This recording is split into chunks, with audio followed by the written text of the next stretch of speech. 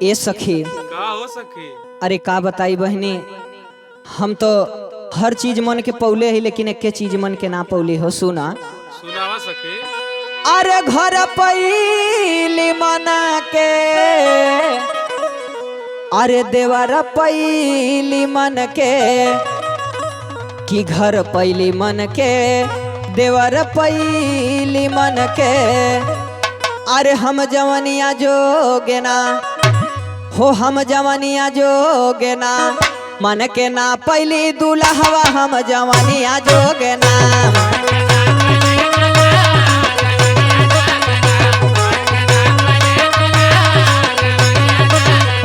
हे जवनिया जोगेना हो, हे जवनिया जोगेना हो, जवनिया जोगेना, मन के ना पैली दुल्हवा हम जवनिया जोगेना।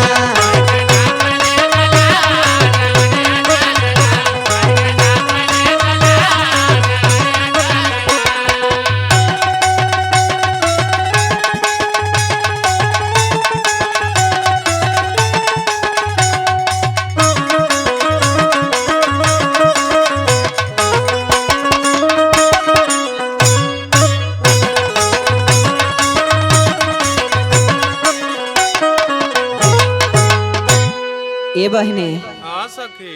और सुना हो का मन के पौली का ना मन के पौली हो। सुनावा ये सखी। अरे सास पैली मन के, हरे ससुर पैली मन के।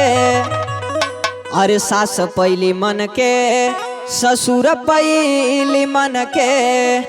हम बहिनिया जोगेना, अरे हम बहिनिया जोगेना, सखिया ना पौली जेठनिया हम बहिनिया जोगेना।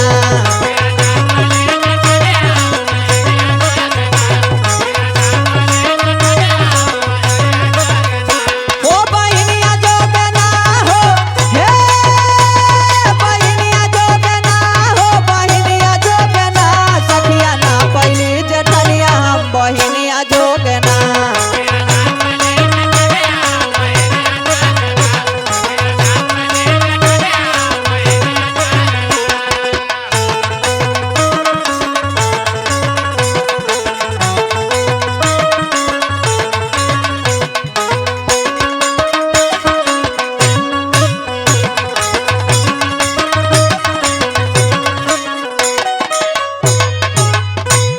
अरे जेठ पैली मन के, हर देवर पैली मन के।